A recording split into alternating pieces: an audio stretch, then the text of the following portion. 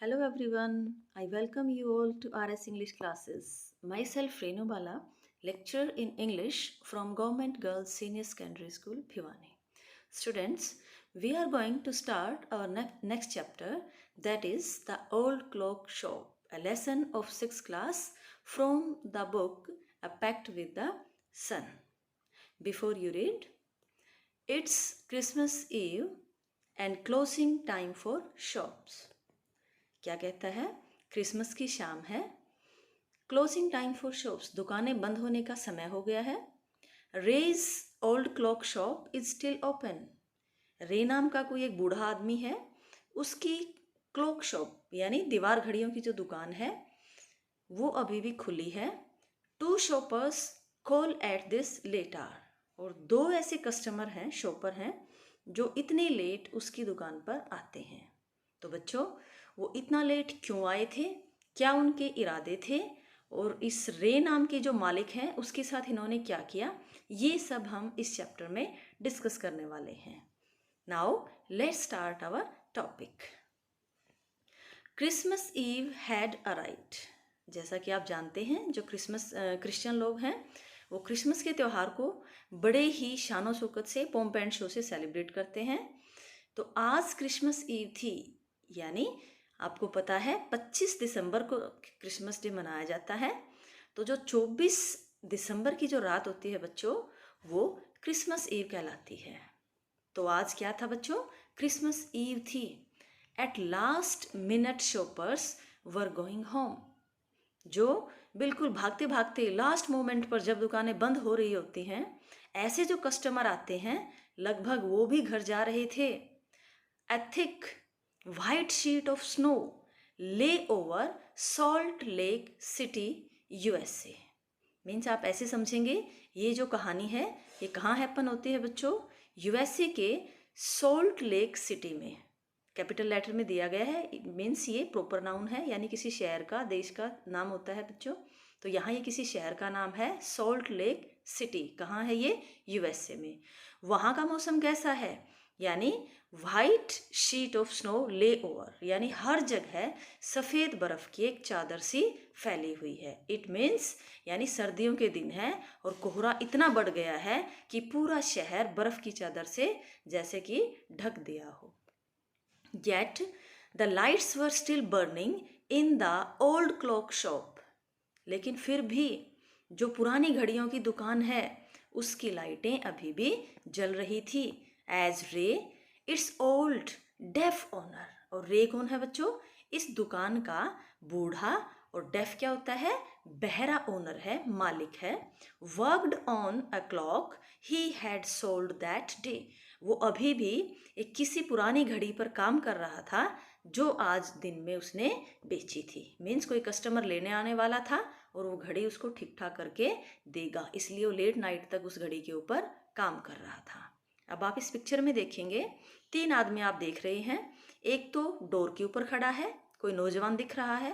एक काउंटर की दूसरी साइड है जिसने कुछ रेड कलर की ड्रेस पहन रखी है, जो कि कस्टमर है। और जो काउंटर के इस साइड है बेटा, जिसने कैप पहन रखी है, जो बूढ़े दिख रहे हैं, ये हैं मिस्टर रे, ओनर ऑफ द शॉप। तो अब इनके बीच में क्या हुआ, कैसे हुआ, ये हम आगे पढ़ेंगे।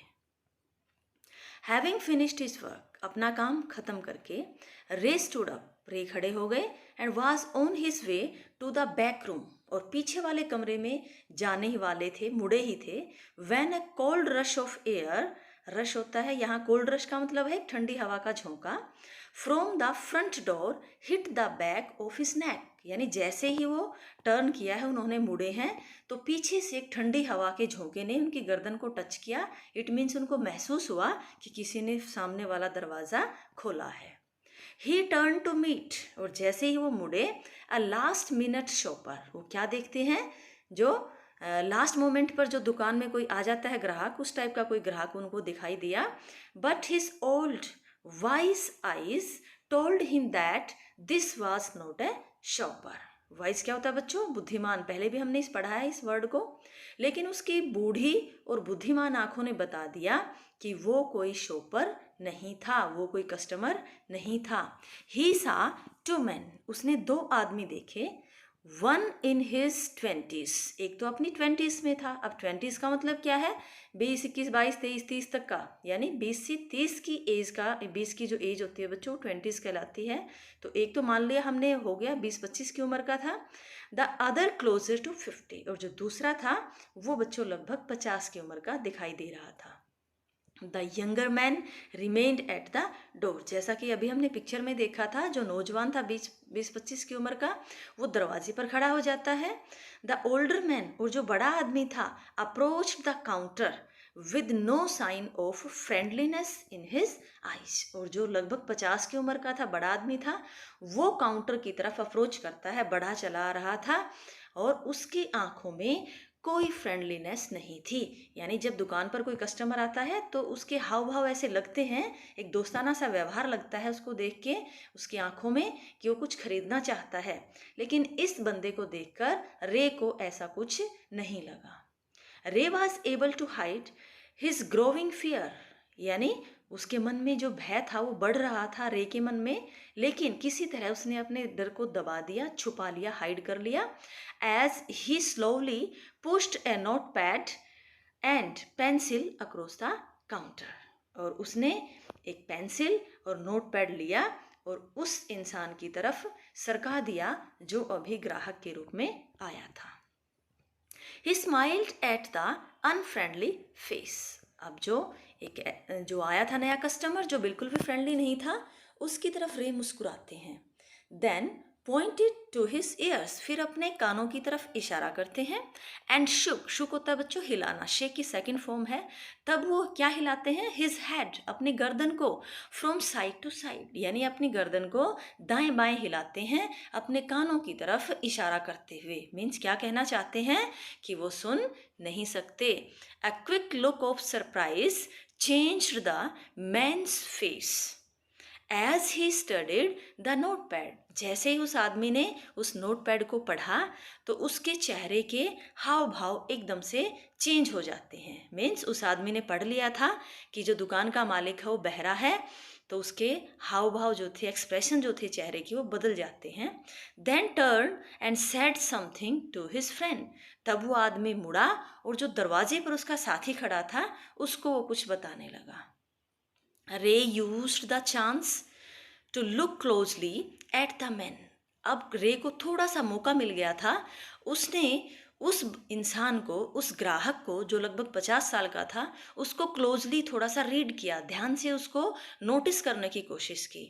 Paying attention to the shape of a gun, और उसने क्या ध्यान दिया कि उसके पास कोई गन टाइप की कोई चीज़ है, कोई शेप है। And a restless hand in the man's right coat pocket, और उस आदमी का जो दाहिनी जेब में जो हाथ था वो रेस्टलेस सा था, बेचैन सा था, जैसे एक बार अंदर डाल लिया बाहर निकाल लिया, और उसके अंदर जो कोई चीज़ रखी थी वो गन टाइप की थी। मीन्स अब इसको विश्वास हो गया था शायद उसकी दाहिने वाली पॉकेट में गन है और उसका हाथ बार बार उसको छेड़े जा रहा था। Anger boiled with in him, उसको बहुत गुस्सा आ रहा था। बॉयल होता है उबलना, एंगर मीन्स गुस्सा। But it was kept down by an inner voice that sad be still, लेकिन इनर वॉइस, उसके अंदर से कोई आवाज आती है, यानी उसकी आत्मा की आवाज थी कि अपने गुस्से को दबा लो, बी स्टिल, शांत रहो। He wrote on the notepad, और फिर उसने दोबारा से नोट पैड पर लिखा, मे आई हेल्प यू, क्या मैं आपकी मदद कर सकता हूँ। For the first time the older man looked directly at रे एंड स्माइल्ड। अभी पहली बार थी जब उस ओल्डर मैन ने, उस बूढ़े आदमी ने रे की आंखों में डायरेक्टली स्माइल करते हुए देखा। कैसी स्माइल थी? अ क्रूएल मॉकिंग स्माइल, एक निर्दयतापूर्ण स्माइल थी वो, मॉकिंग, उसका मजाक उड़ाती हुई सी। They both understood why he was there, why his friend remained at the door. वो समझ गए थे दोनों ही कि वो कहाँ क्यों आए थे यहाँ पर, और उसका जो एक दोस्त था वो दरवाजे पर क्यों खड़ा था। They looked like man who were down on their luck.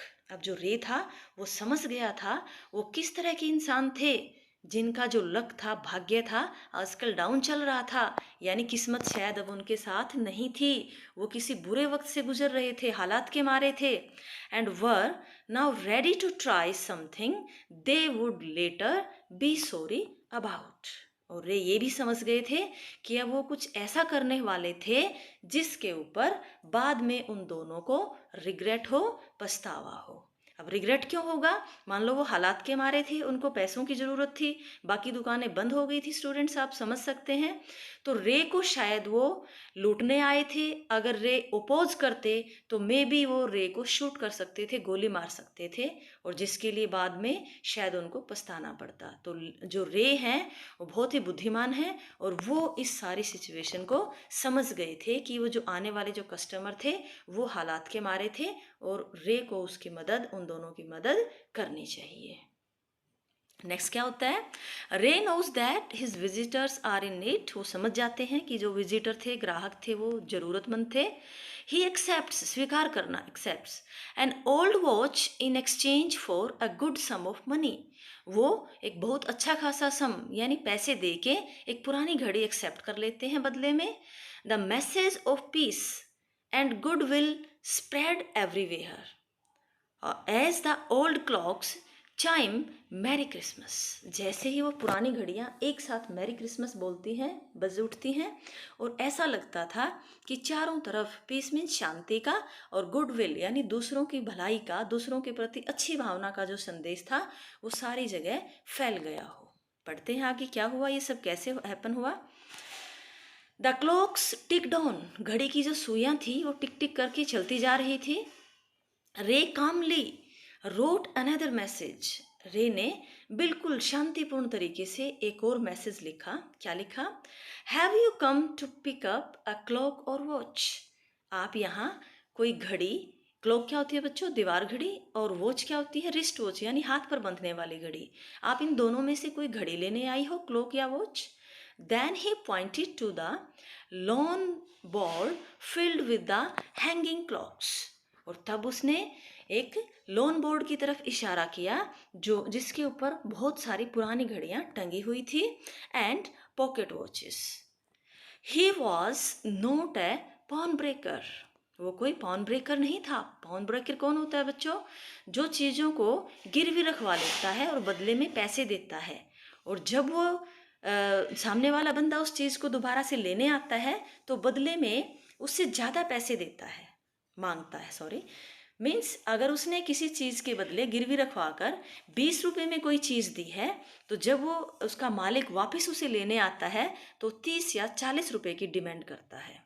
लेकिन ये ऐसा नहीं था, ये कोई पॉन ब्रेकर नहीं था, but at the same time could not से नो। लेकिन वो एकदम से जो अब ग्राहक आए थे उनको वो ना भी नहीं कह सकता था। टू द नीडी पीपल, जरूरतमंद लोगों को, who placed there old watches और क्लॉक्स बिफोर हिम, यानी जो ज़रूरतमंद इंसान उसके पास आते थे और अपनी पुरानी घड़ियाँ उसके सामने रख देते थे, क्लॉक रख देते थे, तो उनको एकदम से ना नहीं कह सकता था। Before him for anything they could get, यानी जो उन्हें ज़रूरत थी वो उनको देता, उनको ना नहीं कह सकता था। मतलब ये इतना जेनरस था, इतना दयालु था, ज़रूरतमंद को जितना पैसा उन्हें चाहिए होता था उस चीज़ के बदले वो उनको दे देता था और उस चीज़ को अपने पास रख लेता। He loaned more than he should. कितना देता? जितना उनको चाहिए। They would be there when the owners wanted them back at the same price he had paid with no interest. कितना देता? जितना उनको चाहिए, और जब वो वापस लेने के लिए आते तो उतने ही प्राइस में उनको वापस भी कर देता बिना किसी इंटरेस्ट के। 100 रुपये की चीज़ रखी है तो कितने ही टाइम बाद वो आ जाते, 100 रुपये लेके वापस उसी चीज़ को वो लौटा देते थे, मतलब कोई प्रॉफिट नहीं लेते थे। Then the older man seemed to feel a little easier. अब जो बूढ़ा आदमी था, लगभग 50 साल का, कस्टमर के रूप में जो काउंटर के दूसरी साइड खड़ा है, वो थोड़ा सा ईजियर दिखा, थोड़ा सा कंफर्टेबल सिचुएशन में। Took out his hand from his pocket. अब वो राइट वाला जो हैंड था जो गन को बार बार टच कर रहा था, वो उसने अपनी पॉकेट से बाहर निकाल लिया, and quickly looked at the watch on his wrist, और अपनी कलाई पर जो घड़ी बांध रखी थी, सॉरी, वो उसने देखी। How much will you give me for this, इस घड़ी के बदले तुम मुझे कितना पैसा दोगे? द मैन रोट, उस आदमी ने उस नोट पैड के ऊपर लिख दिया। मीन्स रे और उस कस्टमर के बीच में बच्चों बातें हो रही हैं। कैसे हो रही हैं? नोट पैड के माध्यम से। क्यों? क्योंकि जो रे है दुकान के मालिक, वो क्या है बच्चों? सुन नहीं सकते हैं, वो डेफ हैं। रे noticed a little shame in the grey eyes looking at him, वो जो ग्राहक था, अब उसकी उन बूढ़ी सी आंखों में थोड़ा सा शर्म उसको दिखाई दी।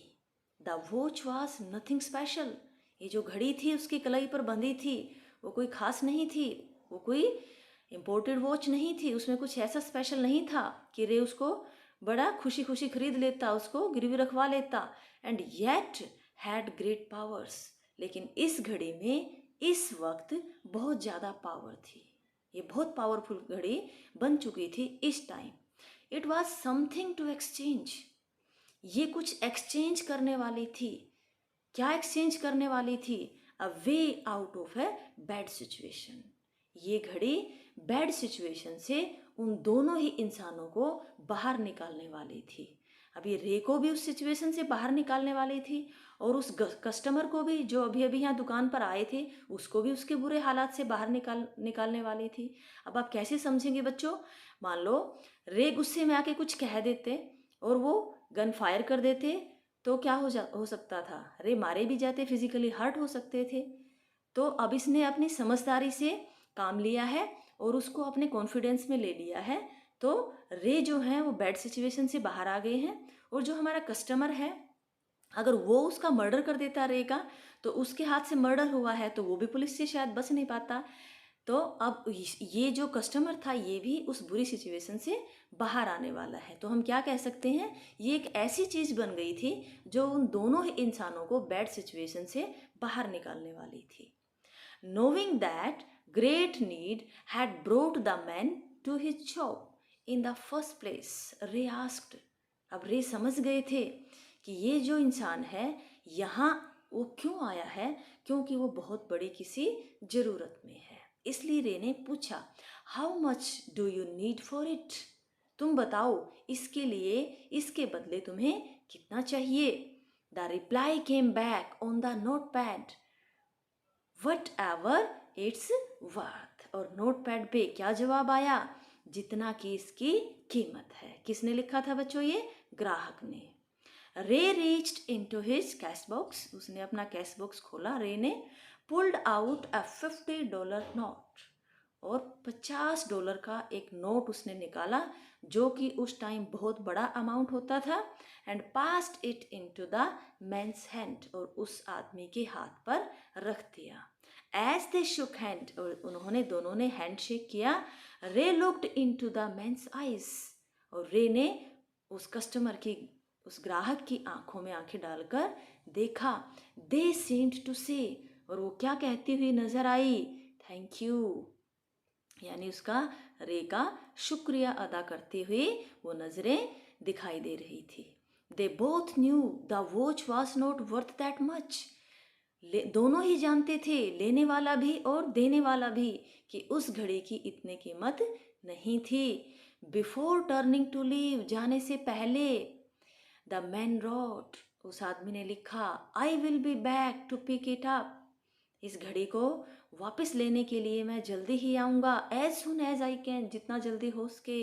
मैरी क्रिसमस, क्रिसमस की बहुत बहुत बधाइयाँ हो, मुबारक हो। The little story ended on the half hour, आधे घंटे में ये सारी कहानी लगभग ख़त्म हो जाती है। With the clock striking all together, और सारी घड़ियाँ एकदम से बज उठती हैं। The timepieces which had been looking on silently all the while, timepieces यानी हर घड़ी का जो समय अब तक ऐसा लग रहा था मान लो साइलेंट हो गया हो, चुपचाप इस सारी घटना को देख रहा था। rang out the time with such feeling that even Ray thought he could hear them, और वो इतनी तेजी से rang out, घन घना उठती हैं सारी घड़ियां एक साथ, रे को ऐसा महसूस हुआ शायद उसने भी उन घड़ियों की बजने की आवाज़ जो थी एक साथ सुनी हो। Their sweet musical message was filled with hope. उनका जो संगीत में आवाज़ थी, एक मैसेज था, वो सारी दुकान में गूंज उठता है। द टाइमलेस मैसेज, और एक शाश्वत सा, टाइमलेस होता है बच्चों कभी ना खत्म होने वाला, एक शाश्वत सा मैसेज, संदेश। कौन सा? और पीस ऑन अर्थ, यानी इस धरती के ऊपर शांति हो, गुडविल टुवर्ड्स ऑल, और दूसरों के प्रति दयालुता का भाव, सबकी भलाई का भाव। ये मैसेज पूरी दुकान में गूंज उठता है। And was felt by the 3 men who stood in the old clock shop। और इस ओल्ड क्लॉक शॉप में जो तीनों इंसान खड़े थे वो इस मैसेज को महसूस करते हैं। तो ये थी बच्चों आज की हमारी स्टोरी। और आपने क्या सीखा होगा? यही कि कोई इंसान बेसिकली बुरा नहीं होता है, हालात जो है इंसान को अच्छा भी बना देते हैं और बुरा भी बना देते हैं। यानी जो हमारा कस्टमर था वो हालात का मारा था, लेकिन जो रे की जो गुडनेस है और जो अंडरस्टैंडिंग है और उनकी जो बुद्धिमत्ता है, उसने एक गलत रास्ते पर निकले हुए इंसान को शायद अच्छे रास्ते पर डाल दिया था। तो लेसन आई थिंक आपको क्लियर हो गया होगा। तो चलिए अब हम डिस्कस करते हैं इस लेसन के क्वेश्चन आंसर्स को।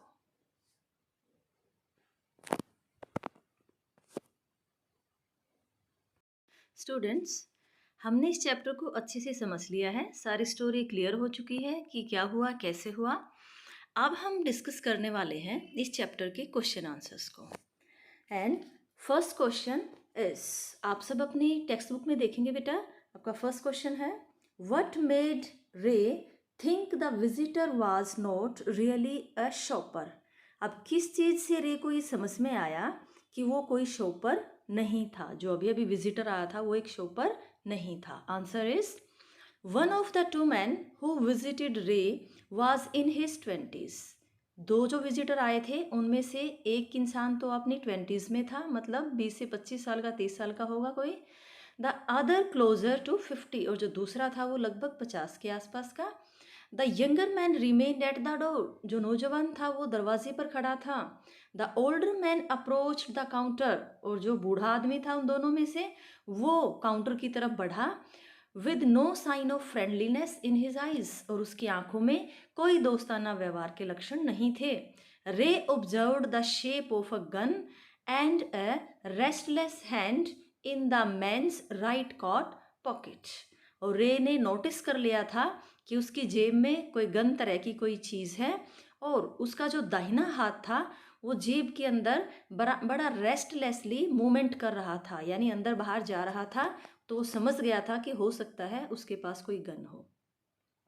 Raise old wise eyes told him that the visitor was not really a shopper. इस तरह से रे की बूढ़ी और जो बुद्धिमान आंखें थी उनने बता दिया कि वो कोई शॉपर नहीं था। सेकंड क्वेश्चन देखेंगे बच्चों, why do you think he had come to the shop. आपको क्या लगता है वो दुकान में क्यों आया था? He had come to the shop because he was down on luck and in great need of money. Down on luck का मतलब क्या बताया था बच्चों? लेसन में जब हमने पढ़ा था तो आपको बताया गया था कि डाउन ऑन लक का मतलब होता है दुर्भाग्यवश, यानी उनका बुरा टाइम चल रहा था और वो किस चीज़ की ज़रूरत में थे? पैसे की ज़रूरत में थे, यानी वो ज़रूरतमंद थे, इसीलिए वो रे की शॉप पर आए थे। Question number third, how did Ray communicate with him. Ray उसके साथ कैसे कम्युनिकेट करता है? Ray communicated with him by slowly pushing a note pad and pencil to him, यानी धीरे से वो एक नोट पैड यानी एक कॉपी और पेंसिल उसकी तरफ सरका देते हैं across the counter. He smiled at the unfriendly face, और वो जो आए हैं ग्राहक जो अनफ्रेंडली से हैं, दोस्ताना टाइप के नहीं दिख रहे हैं, उनकी तरफ स्माइल करने की कोशिश करते हैं। Then pointed to his ears, अपने कानों की तरफ इशारा करके, and shook his head from side to side, और अपनी गर्दन को दाएं बाएं हिलाते हैं, indicating to the visitor that he was deaf, और जो ग्राहक है, विजिटर है, उसको बताना चाहते हैं कि वो बहरा था। He then wrote the words may I help you on the notepad, और फिर उन्होंने नोट पैड पे लिख दिया, क्या मैं आपकी सहायता कर सकता हूँ। Question number 4, what do you think the man said to his friend who waited at the door. जो डोर पे खड़े हैं उसको क्या बताया होगा, आपको क्या लगता है? The man might have informed his friend that Ray was deaf and there was no need to worry about anything. अब वो शायद आपस में क्या बात कर रहे होंगे, वो बूढ़े वाला आदमी बता रहा होगा कि भाई ये तो बहरा है और चिंता करने की कोई ज़रूरत नहीं है। He could also have discussed with him what their next plan of action was, या हो सकता है कि आगे उनकी क्या प्लानिंग होने वाली थी उस बारे में उसने उसको बताया हो, उन्होंने आपस में डिस्कस किया हो, ये भी हो सकता है। क्योंकि हमारे जो रे हैं वो बहरे हैं, सुन नहीं सकते, तो आइडिया लगाते हैं। और आपसे भी पूछा जा रहा है, आपको क्या लगता है? Next question is, Ray was not a pawn breaker. जो रे है वो पॉन ब्रेकर नहीं है। Why then did he lend money to people in exchange for their old watches and clocks. फिर वो पुरानी दीवार घड़ियों और हाथ की बांधे जाने वाली जो घड़ियां हैं उनके बदले पैसे क्यों दे देते हैं? Ray was not a pawn breaker, हमें पता है इस चीज़ का। ही लेंड होता है बच्चों उधार देना, सेकेंड फॉर्म है लेंड की। He lent money to people in exchange for their old watches and clocks. पुरानी घड़ियों के बदले में पैसे क्यों दे देते हैं उधार पे? Because he knew that they were in need of money, क्योंकि वो जानते हैं कि लोग ज़रूरत में हैं तभी उसके पास आए हैं। He loaned more money than he should have, जितना उसको देना चाहिए उससे ज़्यादा पैसे वो देते थे। He kept the watch till the owner wanted them back and he would return them at the same price he had paid with no interest. बेटा लेसन में हमने पढ़ा था कि वो जितने पैसों में वो चीज़ अपने पास रखते थे, गिरवी रखते थे, उतने ही पैसों में लौटा देते थे जब उसका मालिक उस सामान को वापस लेने आता था। यानी वो नीडी पर्सन की, ज़रूरतमंद लोगों की हेल्प करने के लिए ऐसा करते थे। वो कोई इंटरेस्ट इसके बदले, कोई ब्याज नहीं लेते थे। नेक्स्ट क्वेश्चन देखेंगे। The watch was nothing special and yet had great powers. वो घड़ी कोई स्पेशल नहीं थी लेकिन इस टाइम उसके अंदर बहुत ज़्यादा पावर थी। In what sense did it have great powers? आपको क्या लगता है किस तरीके से इसमें ग्रेट पावर होंगी? The watch was nothing special and yet had great powers, ये क्वेश्चन की स्टेटमेंट है बच्चों। It had great powers because it was something that could be exchanged for money. ये वो चीज़ थी जो पैसे के बदले दी जा सकती थी, एक्सचेंज की जा सकती थी। And a way to lead people out of a bad situation, और ये लोगों को बैड सिचुएशन में से, बुरी सिचुएशन से बाहर निकालने का एक माध्यम थी। On Christmas Eve it had saved 2 men who entered the show from doing something they might later have been sorry for। अब जो 2 ये विजिटर आए थे, इन दोनों को इसने क्रिसमस ईव पे वो गलत काम करने से रोक दिया था शायद जिसके ऊपर उन्हें लेटर यानी बाद में आने वाले समय में पछताना पड़े। और भाई हम ये भी कह सकते हैं कि रे का भी कुछ बुरा होने से इसने बचा लिया था। 7th क्वेश्चन बच्चों, do you think the man would ever come back to pick up the watch? आपको क्या लगता है कि वो आदमी आएगा अपनी घड़ी वापस लेने के लिए? Although Ray had paid the man for more than what the watch was actually worth, जितनी उस घड़ी की कीमत थी, एक्चुअल कीमत थी, उससे कहीं ज़्यादा पैसे रे ने उनको दिए थे। I think that the man would return, मुझे लगता है कि वो आदमी वापस आएगा। He must have been touched with Ray's kindness, वो रे की काइंडनेस को देख के मतलब उसका जो हृदय था वो ज़रूर टच हुआ होगा, पिघला होगा towards him in spite of नोविंग full well the reason of their visit. यानी रे को पता था कि वो 2 क्यों आए थे, उनका इरादे जानने के बाद भी उसने उनको इतना पे किया था। रे ने उनको $50 का नोट दिया था तो आई थिंक उसकी जेनरसिटी देख के, उसकी काइंडनेस देख के वो जरूर आएंगे, वो जरूर उनका हृदय परिवर्तन हुआ होगा. He appreciated his generosity and when Ray looked into his eyes he saw gratitude and they seemed to say thank you. और जब रे ने उसकी आंखों में झांक कर देखा था तो क्या देखा था? अप्रिशिएटेड हिज जेनरसिटी, उसकी आंखें रे की तारीफ करती हुई, उसकी दयालुता की तारीफ करती हुई नजर आ रही थी. और क्या देखा था? ग्रेटिट्यूड, यानी धन्यवादी थी वो, और वो थैंक्स कहती हुई दिखाई दे रही थी.